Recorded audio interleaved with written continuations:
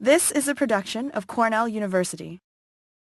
We're pleased to have two people to present today.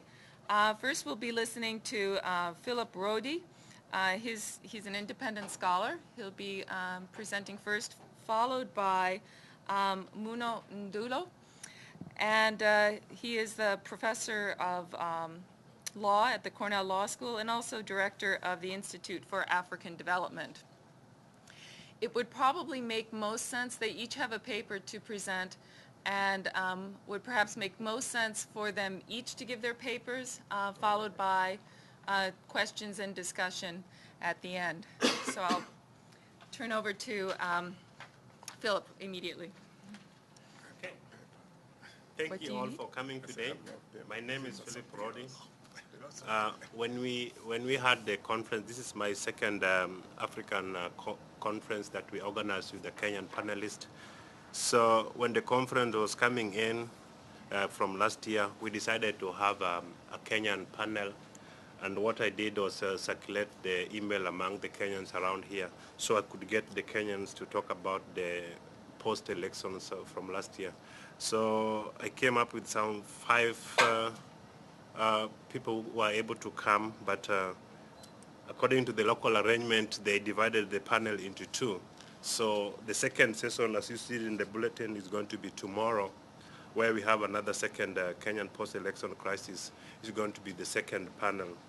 The reaction by Kenyan bloggers in Kenya and in the diaspora and by the news media reporting on Kenya post-election crisis has been incredible. How could the election outcome cause such mayhem and bloodshed? We were trying to organize a roundtable discussions and see what are the root conflicts in Kenya. Why was this kind of mayhem and bloodshed happen suddenly? And then we divided the panel into 5 sessions, like the historical roots of conflicts in Kenya. And one of the panelists who is not going to be here today was in Kenya during the election. He was supposed to be talking about the personal experience. He was in Kisumu and he got stuck in Kisumu for a while. And one of the students who's going to present tomorrow is a blogger, and there's also some other Kenyans who are going to be talking tomorrow. Just to begin, I decided to look at the root conflicts in Kenya and how come that suddenly these people, over 42 ethnic groups, who have been living in Kenya for the last, for the last 46 years as a country, suddenly go against each other's throats. The news media, you would have seen the news media, the videos everywhere. People were like, okay, the Luos were killing Kikuyus, and all the news media. And everywhere you are looking at, okay, the Luos are killing Kikuyus. It was just like impossible to see, like, okay, the Hutus and like the Tutsis really happening in Kenya again. And we look at the root conflicts. How come these people have been living together for so many years, suddenly decided to go on each one's throats? And when I was looking at the news and watching the news, most of the bloodsheds were in Rift Valley. And I look at the percentage of the Luos in Rift Valley, I say very few Luos live in Rift Valley. And how comes that the people killing the Kikuyus in Rift Valley? So I know that sometimes the media was reporting something that is not happening in Kenya. And then you look at in Kisumu, where the government decided to send the police and the military to kill the innocent people. And the media was like, oh, okay, this is just police using excessive force. And what caused this, all the mayhem? And I look at the historical roots. How come these things happen in Kenya all of a sudden? Ethnic classes in Kenya is not new in Kenya. They have been happening for many years. Each ethnic group has been fighting for land, for cultural reasons, political reasons, for many generations, but not to the extent that it went to last year. What were the reasons? And what are the historical roots? How come these people have been fighting for so many years and they've never gone to the world press as it's gone today? We look at the Kenya problems lies with absolute power of the president. The president has all the powers in the world. He can give you, they decided to give you the land. He can decide to give you a job. He can decide to detain you without trial. He can decide to do anything he wants. And all these things here lies within the Constitution of Kenya. And there's also the problems with ethnicity. There's also the problem of political marginalization, endemic corruption, and economic disparity. Kenya is divided into 8 administrative provinces, and each provinces usually have like one ethnic group dominating each provinces. And as people move from one provinces to another one because of economic reasons, political reasons, they try to displace the other local community, and this has been all the conflict. And also we have the pastoral community that have been living in this area. So these people, when they go look for the pastures for their cattle, when they came back, they found that all the land that they used to own has already been taken by other people who now hold the title to these lands. The lands, the laws governing the lands there are very weak, or they are enforced at political will, because the president has the right to give anybody land. He can decide like, okay, the title deed that you own for that land is just a piece of paper. It does not exist. So those kind of things happen. When I look at all these things here, 2 books came into mind.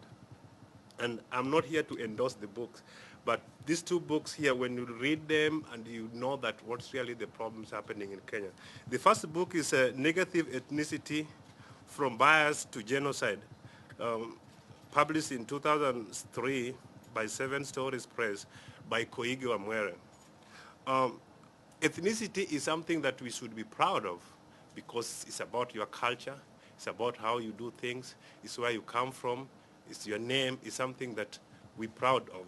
But negative ethnicity is something that we see, as Koigi defines it and as we know it, happens when one ethnic group see themselves as superior to the other one, and that's what brought up all this political mayhem, because I'm from this ethnic group, I'm better than you.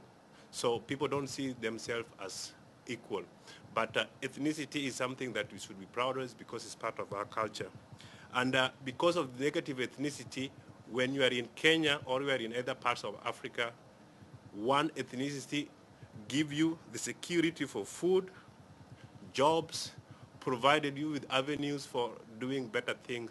So if you know like your person is elected to be the president, you'll have better roads, better schools, better hostels, and usually this is what brought up this negative ethnicity.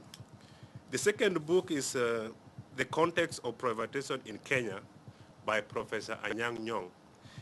In this book, he documented the role of looting and budget earning by the top officials, beginning from the independence of Kenya by Jomo Kenyatta during Moi's era to the current president, Mwai Kibaki. So he chronologically looked at all these corruptions that happened during these times and who was rewarded and how they were rewarded.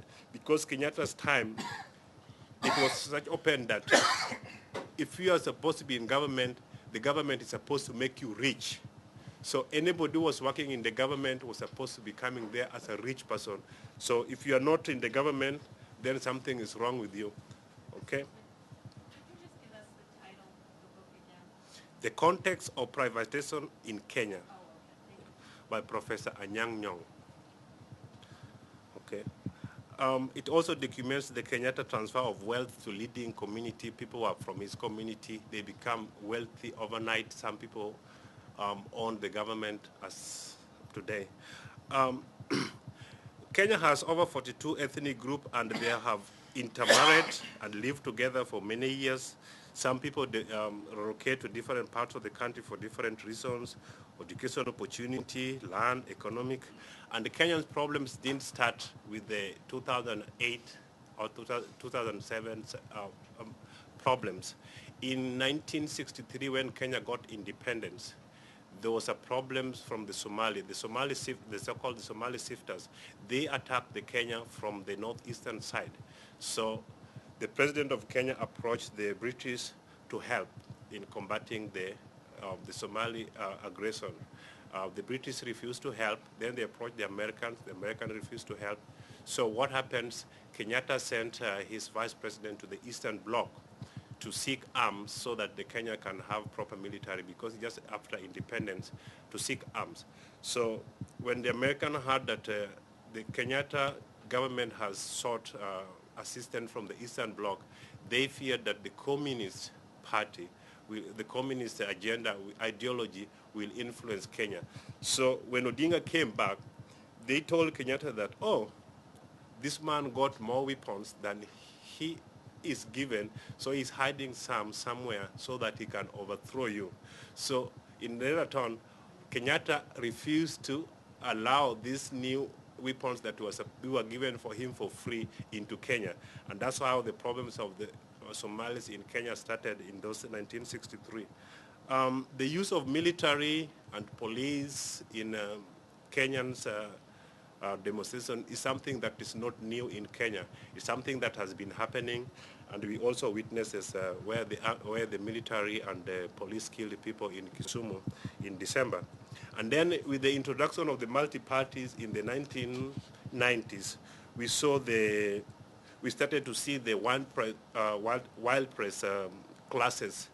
People are being dislocated because the community were living in one provinces were voting for the people of their ethnic group in one provinces. So during the election time, if you are from one ethnic group and you live in this area where other dominant or government people are, there will be classes so that by the election time, you will not have time to go and vote.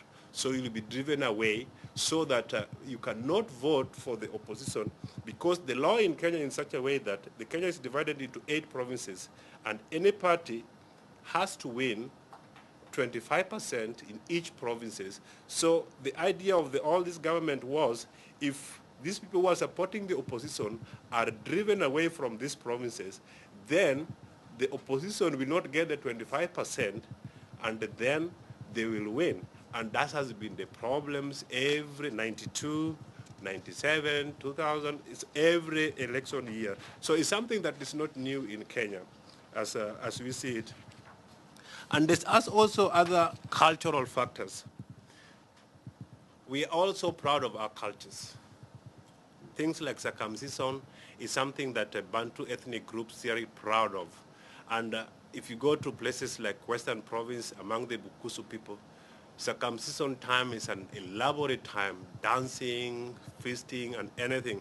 And this is an area where if you are coming from an area which don't circumcise, you dare not go there during August time, because everybody will be in this ceremony. And if you are not, then you're in the wrong place at the wrong time. Okay. So, but as the year goes, we have seen that the politics has also ventured into these things of our culture. What happens, like the politicians have used these circumcisions as a venue that if you are not circumcised, you are not fit to be a leader. And this one here, they have used to appeal to their ethnic base, such that anybody who is not coming from their ethnic base, who does not subscribe to these customs of circumcision, is not going to get any votes from this area. So we see like in Kisii, where one of the government minister appealed to his own people not to elect anybody who does not come from an ethnic group who does not circumcise, especially the Luos who does not circumcise, okay? And as we see, the government also has used their powers in other areas also. Other areas like the Maasai, the Pokot, after the initiations, what they do sometime before the men, they get married, what they do, they run to other ethnic group, they raid the other community. And your bravery of the men is considered when you bring more culture to your area in raiding other ethnic community, as those are their culture. These cultures has continued up to now, sometime because their community that stay next to them does not subscribe to those culture, they end up that the circumstances being deadly, because nowadays, instead of using arrows, some of these communities has weapons. So other communities have acquired weapons in order to raid other ethnic community. It's part of the culture that has been happening all the time. At the same time, the government are also, because security in these areas are so bad, the government has armed all the local, some government has armed the local people like the so-called the home guards people with the weapons to protect these people. Because there's also cross-border raids like the Oromo of Kenya and Oromo in Ethiopia, the Turkana people in northern Kenya and other people from the Ethiopia. So people will cross this border to go and raid the other community there. And then we see all these classes happening up all the time just because of the cultural consequences. And when you look at the ethnic, what they so-called the negative ethnicity, some talks by the politicians also fuel this negative ethnicity. Like the Minister for Finance, when one of the opposition leaders commented about the stock market, he said that the stock market in Kenya is not a fish market, knowing that the Luos people, they eat fish, they take their fish to the market, so they should not talk about the economic market because they don't know anything. Those kind of talks about one's ethnicity, it's because they use it negatively to mean that their ethnic is better than the other people who don't subscribe to their economic ethnicity. There's also other economic factors. The past two presidents and the current presidents lack vision for the country. They have exercised their power in ethnic manipulation, favoring their own ethnic groups on contracts, jobs, appointments, and the parties in Kenya are not ideology driven, but they are driven by ethnic consideration. If you are in my party and you see that most of the parties in Kenya, the president's party draw majority from its own ethnic groups, and other ethnic groups draw their party from because party is the avenue where you are going to get the good jobs, everything consideration should be coming through. And then in the 1980s, we also witnessed the World Bank programs in Kenya. And the World Bank programs in Kenya were structural adjustment. What they did in Kenya was that they were stemming up the rural-urban migration. So the president, they introduced what they called structural adjustment programs. And in Kenya, they had what they called the district focus for rural development. And in Kenya, what Moi did, the president in Kenya in the 80s did, was that if you are born in one district or in one province, you are 80%, 85% of the people born from that district are supposed to go into that schools in that district. So the people who can go from one province to another one are not there. So we find that the other ethnics were just restricted to where they were born. So there's no mix of generation there until maybe you go to the university level. It's when you can also mix other things here. So people were not migrating from high school from one ethnic district to another one. So different here. Also, the Kenya is also divided into 8 administrative districts, eight administrative provinces, sorry. And with these 8 administrative provinces, in the economic side, we have the producers provinces, and then we have also the consumer provinces. The producers provinces are the bread baskets like Rift Valley, Central Province. They produce the bulk of the food that are consumed in Kenya.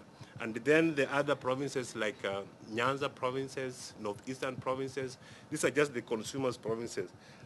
But in Nyanza, where I found is one of the poorest provinces according to the statistics, is also the #1 contributor into the tax treasury into the Kenya. So how come the poor provinces pay more in taxes according to the statistics? And we find that according to the Kenyan statistics, they are the least developed provinces in Kenya. So they pay more taxes, the least developed are the poor provinces in Kenya. So this kind of also brought up about like people hating the government because their own people are not into the government also. Also, the globalization also has brought what we call ethnic hatred. They have brought what we call market-dominant minority. We have the Indians who owns most of the shops and industries in Kenya. And also we have the few Europeans that we have in Kenya owns most of the hotels and anything. There was this chairman, what called Chairman Tony Rowlands.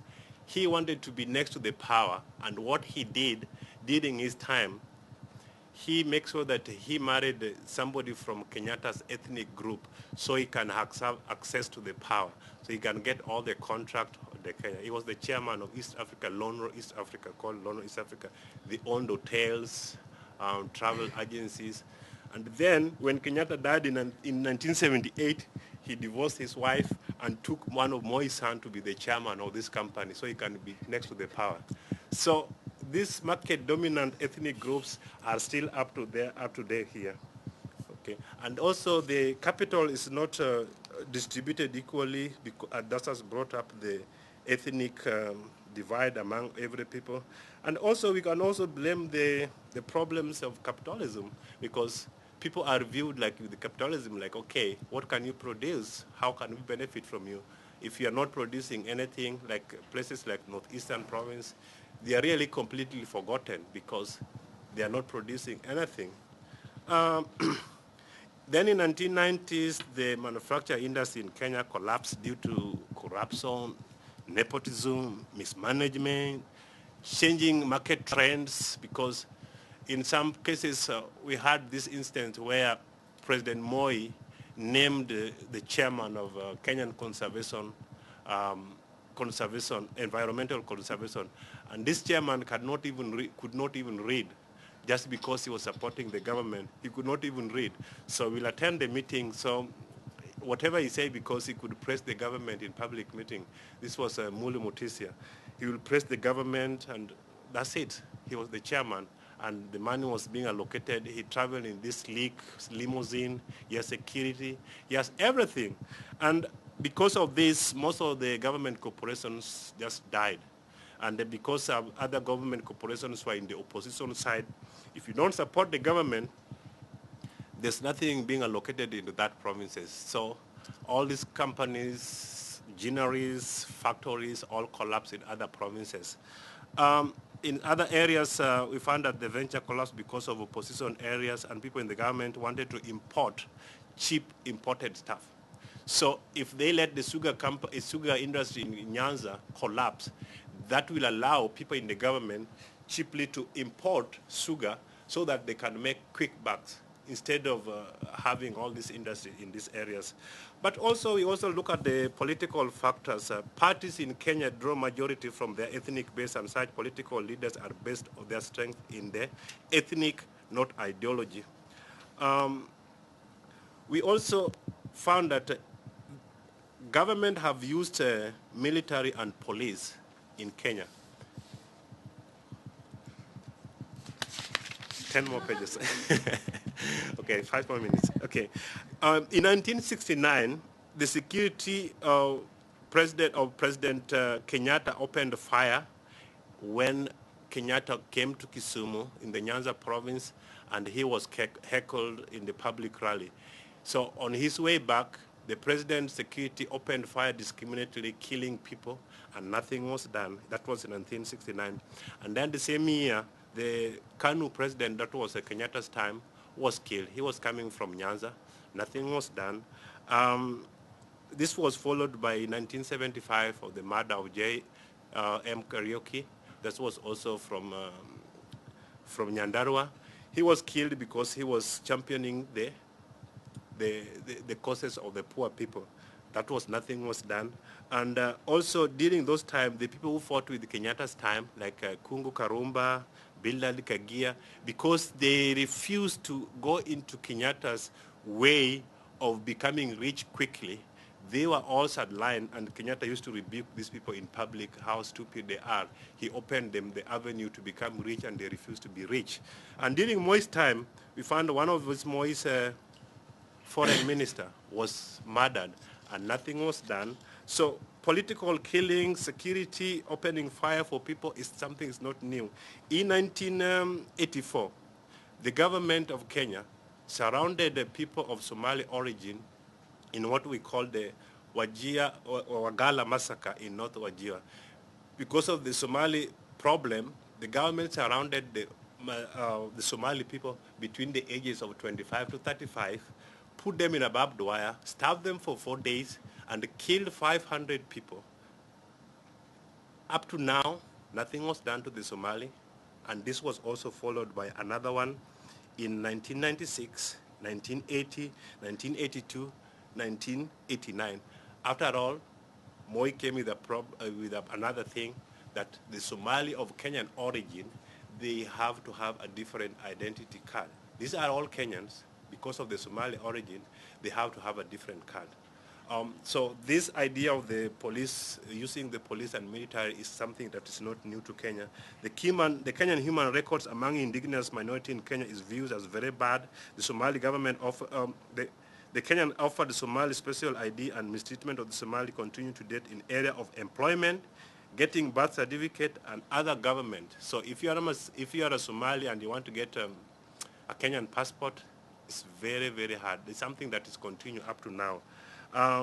So in December 2007, we witnessed the same trend where the government used force and live ammunition in Kisumu, including the children. And in the 19th, also with the emergency of vigilante groups. We have the Sungu, Mugiki, the Taliban, Baghdad Boys, Kamjesi, Kalenjin Warriors. These are just groups. They are not affiliated with any Afghanistan or anything in the Middle East. But these are just vigilante groups that are organized in Kenya locally. So if you are to run for a political position in Kenya, you can hire this group to harass your opponent. Sometime before your opponent present a paper for a nomination for any parliamentary seat, he will get lost in the middle of the night, so tomorrow he cannot present, and then you're declared the winner. So these groups, as we see them nowadays, they have become people for hire. You can use them to harass people. You've seen them being used to harass people in their land, killing in Rift Valley, in everywhere, and they're just being used by the landlords, anybody. So this is something that is not new to Kenya. And these groups were formed in the 1960s in order to kick people from other areas that were viewed in the opposition. So the Kenyan government has engaged in a lot of injustice for too long by using current law to justify the violations of human rights, at the same time using the same justice to bring peace. So it's a problem that we are still facing now. So when sometimes you look at the paper and see that people are killing one another because of that, there's so many cultural factors that goes into that. The government also using the force is not new to Kenya. So I'll end there and just have some more discussions and questions.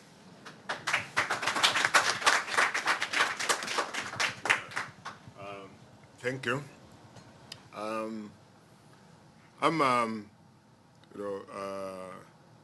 I think going to look at the question of the crisis in terms of trying to manage ethnicity. My views here, of course, are informed mostly by my experiences in terms of constitution making. So I look at it in terms of, you had this crisis in Kenya, and what ignited it was rigging of the elections. But to me, that was just something that ignited it, in the sense that if you have elections, elections are a contest. So if the rules are not fair, you will have conflict. So one of the challenges, definitely, in terms of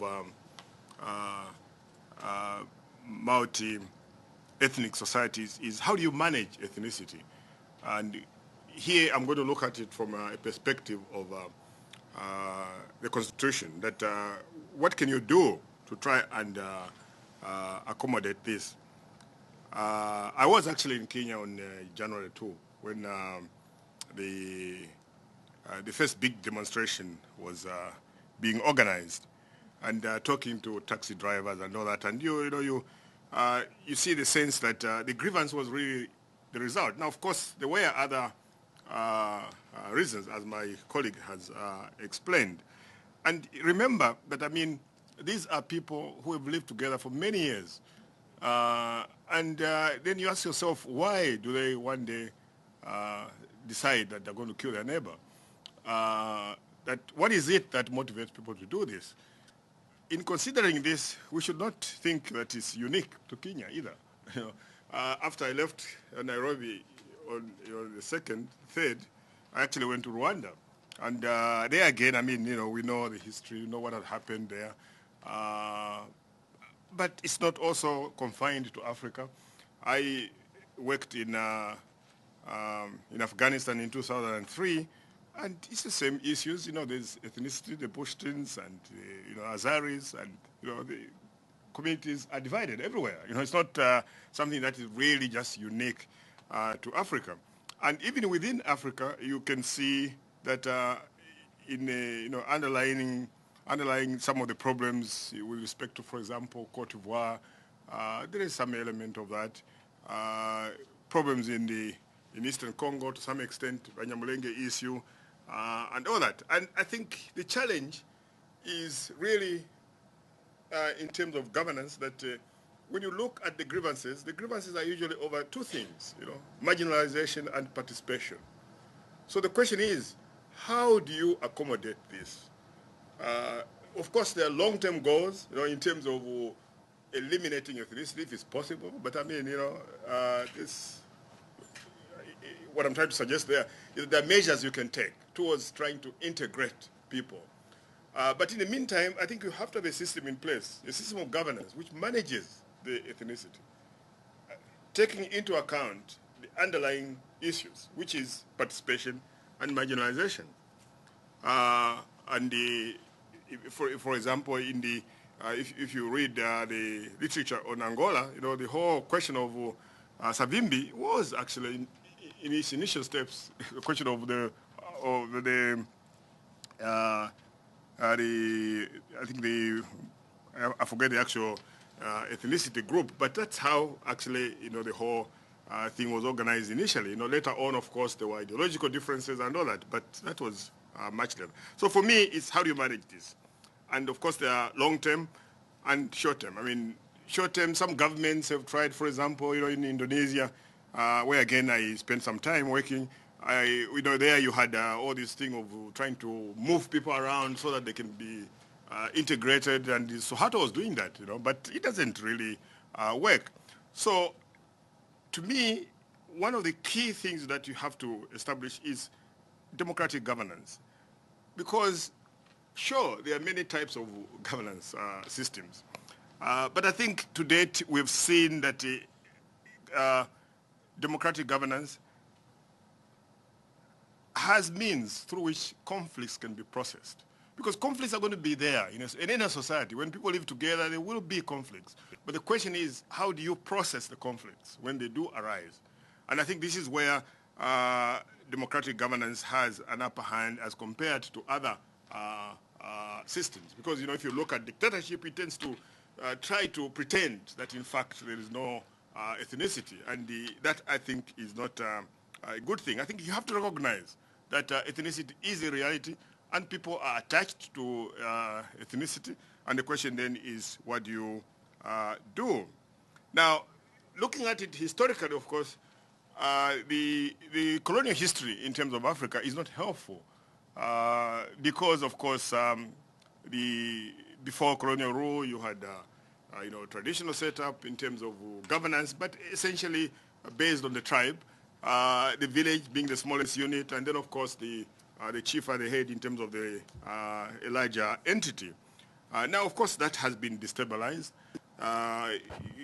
Sure, groups have been forced to live in mixtures in which they were not before, and traditional authority has been undermined, and colonial governance itself was philosophically and organizationally elitist and dictatorial. So it was not a framework within which you could develop a proper management of ethnicity.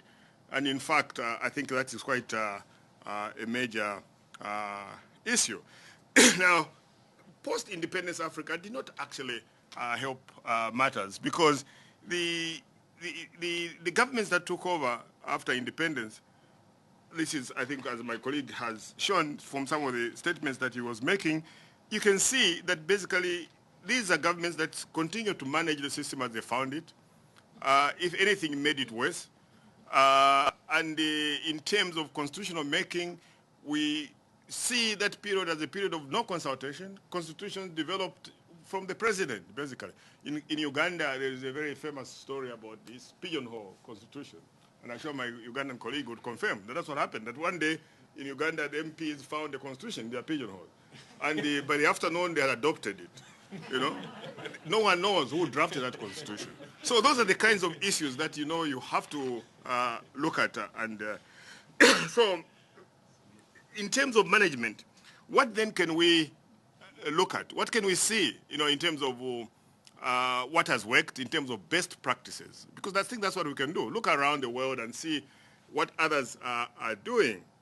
And I think here, for me, my participation in the South African process from 92 to 94 during the transition convinced me that first you have to deal with this question of democratic governance, but also second aspect, that devolution of power to local communities is very, very important.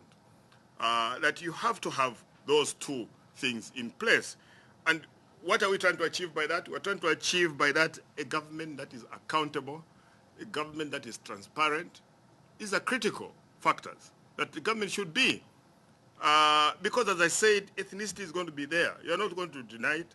And I think the second aspect is to look at ethnicity as a resource.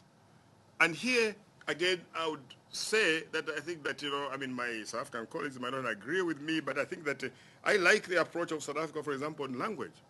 That if you look at the South African constitution on language, they take the view that language is a resource. It's just like God in a country. So you have to build on that. So what do? They don't just recognize language, but they actually set up a board and provide money to develop languages so that they can play a role in the community. Because if you go to many of these diverse societies, language is a major issue. You know, marginalization of our language, this and that kind of stuff, all these issues arise.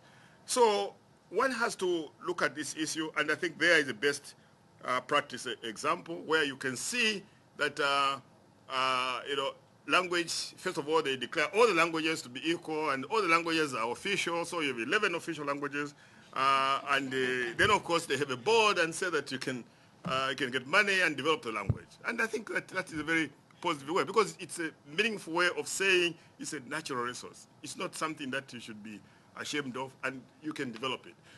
What it does is that it removes, you know, a point of contention in a lot of ethnic societies. There's no issue, you know, because then, you know, it's up to you. When your language is collapsing, it's because you're not doing anything yourselves. So, to me, that's the best example. Now, in terms of devolution, I think that, you know, if you look at colonial setup, very centralized governments, very, very centralized. Everything from the center, the governor. Post-independence, the presidents take over, they essentially become just like the governors. You know, this is how they work. When you talk about 8 provinces in Kenya, you will find that, in fact, all the 8 the provincial commissioners are appointed by the president. They don't really know what their power is, except to carry out directives from the center. You know, there is no direct link between them and the communities they're running.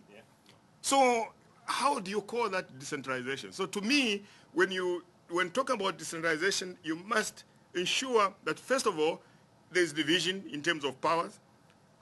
There is, you know, the communities manage their own affairs. Now, of course, you would have to allocate the responsibilities carefully between the center and the region. And also, you have to have a mechanism to resolve disputes, because there will be disputes between the regions and the center in terms of, well, you know, you have encroached on our power and that kind of thing. So you have to build in a system of trying to resolve those conflicts. And I believe that if you look at, you know, in terms of best practices, again, here I would go to the South African Constitution and say, you see there they have that, you know, you can actually go to the courts, and the courts, the Constitutional Court, once they rule, it's actually binding that, you know, this is the way things should be. Now, there are dangers, of course, with the devolution. If you draw the boundaries poorly, and I think Kenya is a very good example, where the boundaries are purely, you know, they're kind of like based on ethnicity. And that way, you actually worsen things, and there's also a chance that, in fact, people can mobilize on ethnic grounds. And I think that another example is here, Uganda. That in Uganda, they have devolution, and what they've discovered is that these districts are forever mutating, because it's like another group becomes a minority, in a smaller place, and they also want to be a district. So they think this just goes on and on and on. Now the question is, of course, you have to rationalize that. And again here, one of the ways of looking at it is that when you're trying to decide about the boundaries for the provinces or districts, maybe you should actually look at the question of viability, economic viability. And again here, I would go to the South African experience that in 93, when we were discussing the interim constitution, I mean, there was the question of how do we make these provinces, there are 10. Now, South Africa used to have 4 provinces before, Natal, Orange Free State, Western Cape, I forget the other one. I think my colleague there can help me. Sorry? Transvaal. Yeah, why should I forget Transvaal? That's the center. Now, so now the question that arose was that the political parties agreed that, the best thing is to give it to a commission composed of sociologists and composed of economists to come out with economic boundaries, and that we will be bound as politicians by what they recommend. And that's how they arrived at their boundaries. So the boundaries are not based, of course, in most cases, in some cases like Natal, they tend to a little bit mirror that kind of, the ethnic group, but they are wider than that. And that allows some kind of, balance. And also it means that they're actually viable, because some of the ethnic groups, if you create provinces like you were saying, that you have some provinces in Kenya that are totally unviable because they're very poor, there is nothing, there are no resources, and how can they actually govern? And then after that, of course, you have to build capacity. Because, and this again, I think South Africans have discovered that if you compare the northern part, which is in terms of civil servants, in terms of capacity, institutions, wasn't in the same situation as, say, Natal or the transfer. And you have to deliberately create the capacity for these states to deliver. Now, while we are on this question of devolution, another thing that concerns me is that within the context of Africa, Africa has never resolved the question of the role of traditional institutions in the modern political system. No country has resolved that. They all just talk about it, and the chiefs are there, but they're used for mobilization when there are elections, and nothing else. They're not really integrated. In my own country, they have a house of chiefs. The chiefs meet and talk, but nobody pays any attention because they're not integrated in the whole system. Now, my point is that you have a resource there. You have institutions that are in place. You have institutions that are governing people. Why do you ignore them? And if you look at historically, you will find that the British actually, for wrong ends, but they used them. They look at principle of indirect rule was using the chiefs to run the country. And they did that. So why don't we visit this issue and see what role these institutions can play? And to me, if you look at a country that has done fairly well in Africa, Botswana, what's interesting is that Botswana is the only country, I think, which has integrated traditional authority into mainstream politics. The Kotler system. I see Professor Pell nodding. I think you agree, isn't it? That Botswana, they've integrated those traditional systems into the governance of Botswana, and we have not studied those.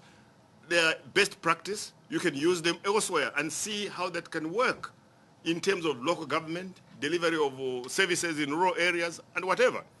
Now, of course, when you talk about integrating traditional institutions, one must be mindful that there are aspects of them that are bad. Not everything is good about traditional institutions. There is gender problems there and all those issues. But what it means is that you have to tackle those.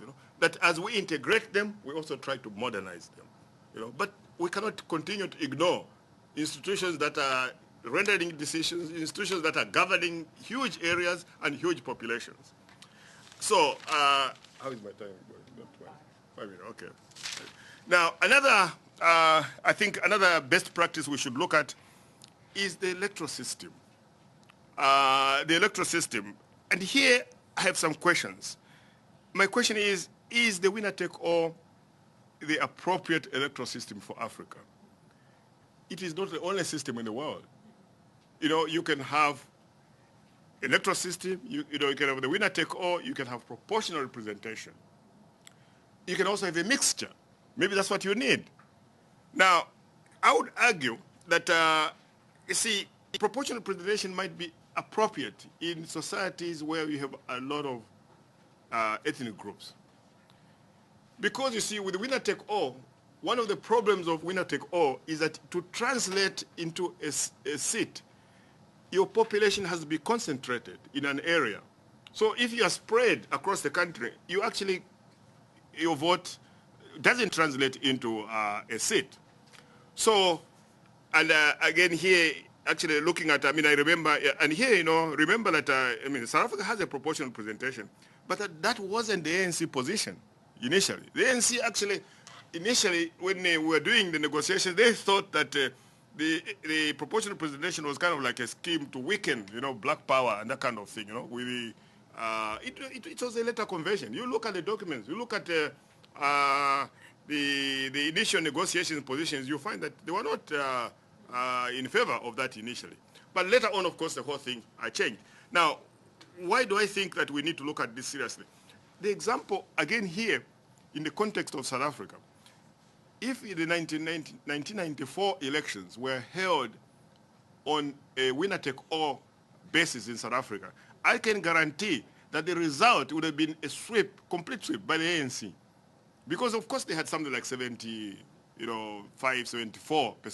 support, which would have meant that the 5-6 million whites in South Africa would not have been represented. The Inkatha, Freedom Party would probably not have been represented in many of the seats, or at least much reduced representation. The National Front, the extreme rightist, would not have been represented. So what happened with the proportional representation is that, in fact, all the groups ended up in parliament. Because with the proportional representation, you take the votes and then allocate the seats according to the percentage of the votes. So actually we found that even the Freedom Party, the most right-wing, wound up with like 12 seats. And Fiyun, who was the leader of this group, which was very militant, actually wound up being, and because of course of the vision of Mandela that he needed to integrate the place rather than anything else, he was the first armed services chairman, actually, I think, of the committee in parliament. But what it meant is that the various groups saw a stake, they saw that they could participate, in the constitutional process, and of course that helped, I think, in terms of them playing a role. And I think we must also look at a constitution, not simply as, rights or trying to, create institutions. It does all that. But in my view, a constitution should reflect the people. It should be like an autobiography. When you look at it, you must see yourself in it. And that's how you belong. If you don't see yourself in a constitution, you don't belong to that place. Therefore, it calls for consultation when you're trying to build this. In Kenya, one of the things that has never been resolved is actually the constitution. And that's how Raila Odinga left the government. It was because he disagreed with the way that Kibaki, after the elections, not the last one, not these ones, but the previous ones, changed the course, and they started to, change positions in terms of what had been agreed as would be the new constitution in Kenya. And up to today, the Kenyan constitution is contentious. Nobody really wants the constitution which is there. That it is too centralized, the president has too much power, there is no effective devolution, and this has been an issue which they have been talking about for years. Now, in my view, in developing a constitution, two things. One, it has to reflect people, reflect the conditions. The South African constitution cannot be transplanted from there to Kenya. Kenya is not South Africa. So you have to look at the conditions there so that whatever you bring out is an autobiography. People feel a sense of ownership, that they own this. And I would argue that in that process, the process is as important as the contents of the Constitution. You can have the most beautiful Constitution, but if the process is not right, I think that, and I can give you an example. I think that's my last, and then we can have a discussion here. I can give you an example of that. I believe that in the 1999 constitutional reforms in Zimbabwe, a very good example of why that process must be correct. The constitution that developed out of the 1999 Zimbabwe process was, in my view, actually quite good. Maybe I'm biased because I was, I was there, I was a participant at some stage as a consultant for IDEA. Now, what happened there was that, you see, Mugabe had appointed this 400 number of people, disregarded NGOs and the opposition. So, of course, they quarreled over the process. And they set up their own alternative process, which was going on, in town, as in the town forum, as this other thing was developing the constitution. But actually, in reality, that group, I think, what happened to them was that because they saw that they had no legitimacy, they actually tried quite hard to come out with a fairly good constitution. So, if you look at that constitution, it had a mixed, kind of representation, proportional for Senate, and then, a winner-take-all for the lower house. You also had protection for property, even land, actually, which was interesting, that you don't take land away except by paying compensation. Now, what happened was that, you see, when it came for adoption, Mugabe strongly supported that constitution. He wanted a change. But, of course, the NGOs and opposition, having taken the position they had up to the time that it was adopted, they couldn't change midstream and say, they support this. So they opposed it, and it was defeated, okay, in a referendum. And I think that actually that was a turning point in the situation in Zimbabwe. That was the turning point. Because what Mugabe did, you remember that the next election, he only won it by like 2 or 3 seats. It wasn't much between him and the opposition.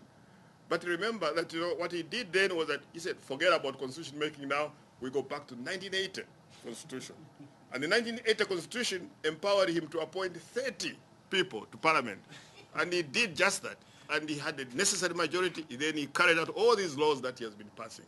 So actually it was a turning point in terms of, and I don't know what would have happened if in fact that constitution had been adopted. But for sure, many of those things would have been illegal. He would have had to amend that, which would have been very difficult because he was seen as a supporter of that constitution. So I think I'll end there and, look forward to your comments and questions.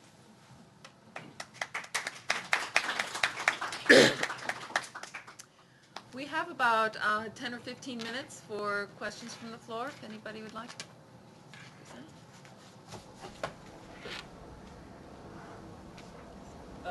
Coming back to the elections in Kenya last year, what do you think are some of the inadequacies that might have been overlooked during the process, either logistical or planning, which can be corrected in the future, that such a thing is not repeated? Well, you see, you must look at elections as a process, not just the voting. And to me, elections are the first stage is the registration. It is critical that, in fact, the registration goes right. Because you can lose the elections because of the way registration was conducted. Now, the UN practice now, if you look at what we do usually is that you pronounce on the registration independent of any other process, so that you actually try to influence the way things are going. So there's that stage, the registration. And then I think the second stage is the campaign period. The campaign period, there you're talking about access to voters, the confidence of the voters that the process is going to be secure, that people are not going to know how they voted and things like that. So the whole campaign period, and that of course includes right of assembly and all that, free movement basically, that people should be campaign. And then I think the third stage is the voting. Voting can be technical, and you can organize it in such a way that you minimize chances of fraud. I mean, there are a few things you can do. For example, in East Timor, when we were concerned that because the choice is that you can count at the place of voting, the smaller units, and relay the results to the center.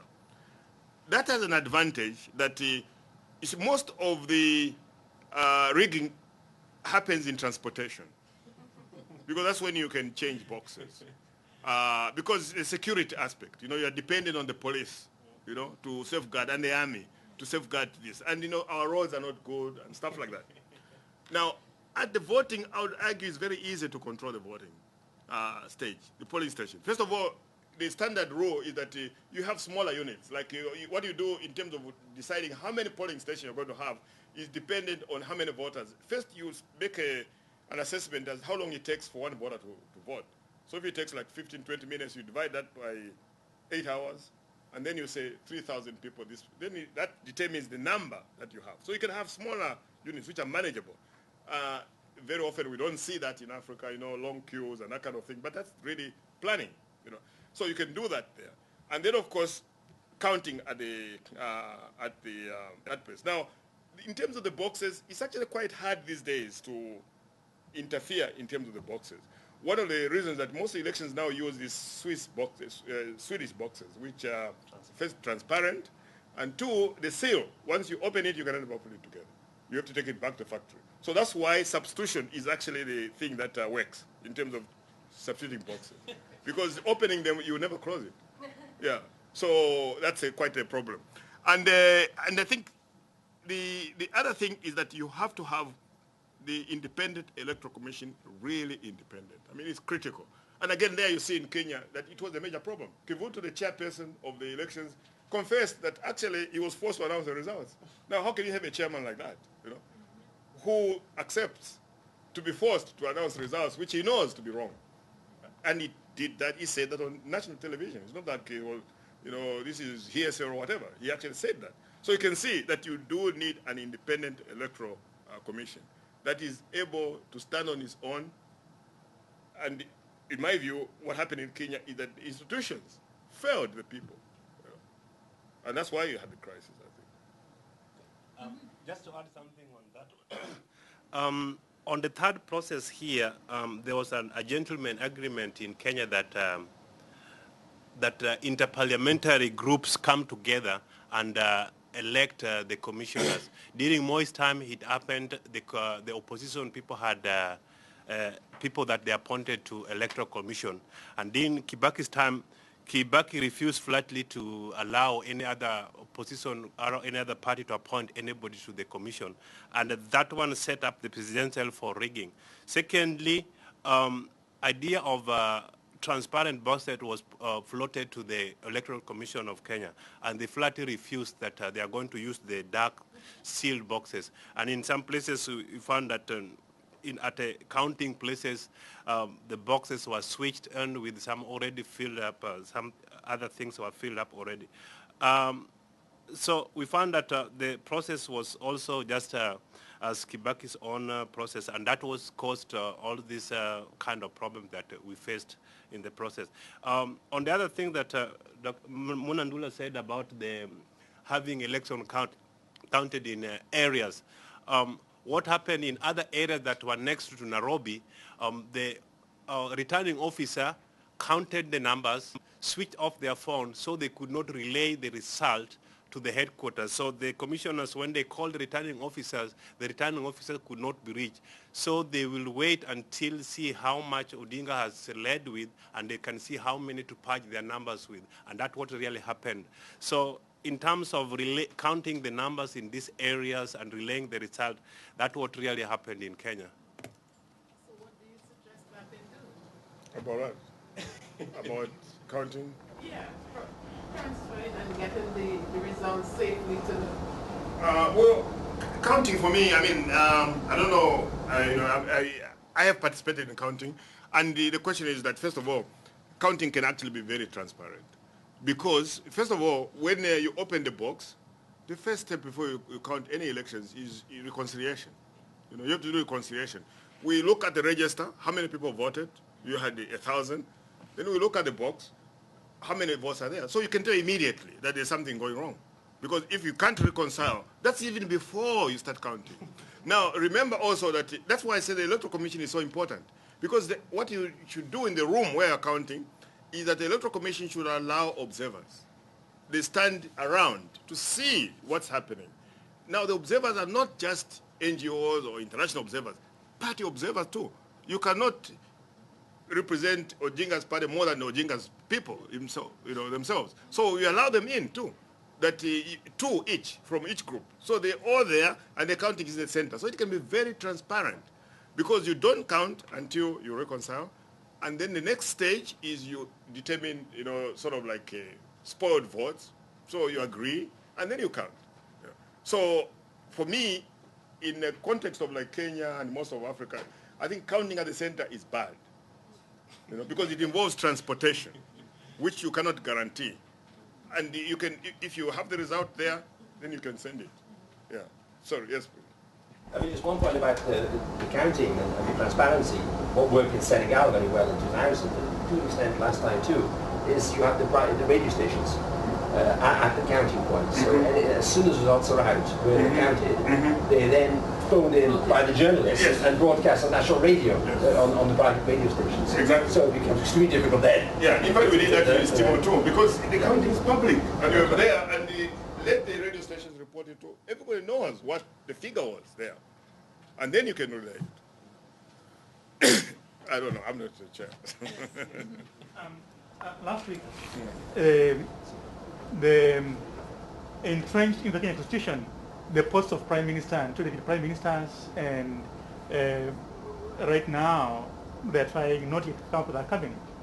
My question over what you talked about Constitution is, do you think this is the correct way to move in Kenya before an overhaul of the Constitution? I mean, because basically this was just meant to end up stemming the violence that was there, to bring about some harmony in the country, just to make it sort of like, to make it manageable somehow, to an extent altogether. And it was just done sort of like haphazardly. So is this something that is, that's concrete? Well, you see, the thing is that once you have a crisis, like has happened now in Kenya, then of course there's now a different issue, in terms of how do you manage this particular crisis, how do you get out of this. The option is, well, you can say you're going to have a rerun of the elections, but the problem with that is that who is going to do it? Is the government the same, the same people? So you have that difficulty in terms of rerun. So I think what's happening then is that I would consider what's happening now as an interim measure, in terms of, okay, what do we do now just to stay afloat so that we can now start to resolve the issues? And that government should be, the new government, the interim government, its focus, to me, you must limit its term and it be focused towards doing something in terms of resolving the issues that have arisen. Otherwise, I mean, because what's going on is power sharing. It's not really trying to resolve anything. They're not changing the constitution, they're not changing the underlying problems, but they are power sharing in order to buy peace. But peace to do what? To provide space so that you can deal with the problems and then move forward from there. But if it's seen as an end, then of course Kenya is bound to fail. I think what happened in Kenya, like the power sharing, is just like if you're into an accident, what happened, first of all, you did a first aid. And then from the first aid, then you can look like, okay, do I have another hospital here I could run to? So the idea of power sharing, Odinga had to give, because you look at it now, if they are claiming that they had to run for an election, who is going to organize that election? The same electoral commission in Kenya? The same government that stalled the election? So everything was not possible. So that's why Odinga said, like, half a bread is better than a whole loaf of bread. So let's have this power sharing idea, even if you give me this position here. Because you look at it like also, Odinga has also been looking for power. Kibaki also looking for power. None of these people is willing to give, and they also had their own ethnic base on them. It's that they are fighting, okay, we are with you to the end.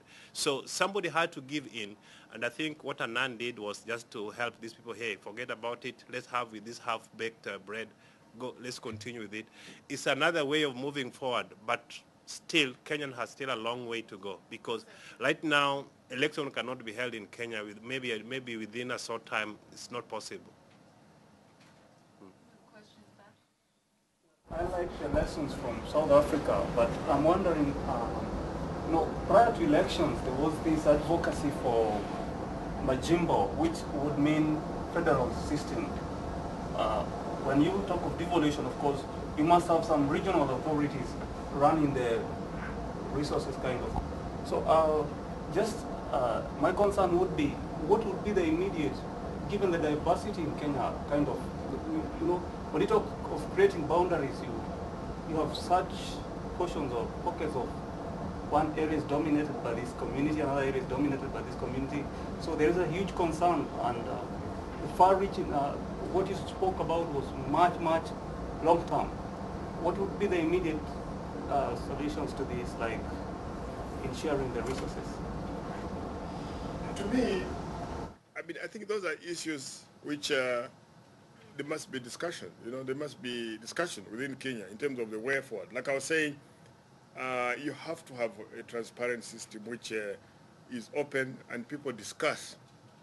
And the process, it must be seen to be fair, that everybody is actually participating and is listened to. Because it's one thing just to make speeches and then very well that they're not paying any attention to what you're saying. But it does make a difference, so that whatever emerges in terms of the constitutional arrangements are agreed to by Kenyans. Now, in terms of, devolution, there are actually many different types of, arrangements and experiences. You see, the United States is a federal system, but the states existed before the federation. And that was different from, say, what Kenya would have to do, in the sense that they don't actually have states. So when you have existing states, they tend to negotiate, in terms of their entry or whatever, and it's different. German is a federal structure, and again, the approach was different. So you can see different situations. South Africa was 4 states, then, of course, being changed into 10. But essentially what I'm saying is that I think it's something that you have to discuss within Kenya, in a transparent and inclusive way. I think we look at the Kenyan also has the problems of the so-called devolution of power. So when ODM was talking about the devolution of power, they brought up the Majimbo debate, which was a federal system that was between the Kadu and Kano system. That was that the big ethnic group, the Luos and Kikuyus, were trying to dominate other small ethnic group. So from that 1963 idea of Majimbo, where if you're coming from this one province, you have to stay in that province because that's where your other ethnic groups come from. Church leaders really drove this thing to that extent that if opposition leaders were going to be elected in Kenya, it means that all the Kikuyus will have to stay in central province, Luos will have to go to Nyanza, because that's what meant that the federal system was. But the idea of the devolution as it was in the bombers of Kenya constitution was that people in the districts were empowered to make their own decisions based on the economic of the region, so that even the government will have to proportions of the finance to this other region so that they can have a say in the government. But because of politics, these people drove away that, okay, or the opposition is trying to make sure that the people are driven to their ethnic land. And that's what the problems we have. But the idea of devolution was something that Kenya should look for, because when you look at the economic marginalizations in all the provinces, if you go to northeastern province in Kenya, you you may think that you're in a different country because these people cannot even get the radio signals in Kenya. They can get CNN International, but they cannot get a broadcast in Kenya. I have a more immediate question that I'm interested if you know anything about. I apologize for having to throw out all the car. Given what you're saying about the movement of the population and its effect on the political voting and constituencies, what is going to happen now that there's been, what is it, 500,000, 600,000 refugees that have been relocated or had to relocate because of fighting from their own areas? Is that going to be seen as a government problem to solve or as a tribal problem to solve? What's your opinion about that? I think the problem is like to tackle the problems from above rather than from within, because these people that were displaced, ID, or they call the so-called IDP, internally displaced people, they are not displaced by people coming from one place and going and driving them away. These are people who are displaced by their neighbors. Yes. These people, they have been living with them for over 40 years. They intermarried. In some cases where you find that because you marry from one ethnic group, the wife was given a choice. People come and give you a choice. You either let your wife go or we kill you with your wife. So the husband will have to tell the wife, since you come from this ethnic group, please go so I can live in peace. So it's very hard for the government to come and tell people like, okay, we are going to put a police station here and we are going to stay here. There has to be peace from within in this community, this idea of having this local elders sitting together, people having peace within in order for these people to be back into their own community. But the government trying to use their hand like, okay, you have to stay here because you bought this land here, it won't happen in Kenya. Yeah, for me, those issues in terms of what internally displaced, the fighting and all that, I think they are symptoms, of the problem. You have to tackle the problem. That's why, yeah, so that one has to, I mean, I'm agreeing with you that there is this difficulty, but you have to tackle it.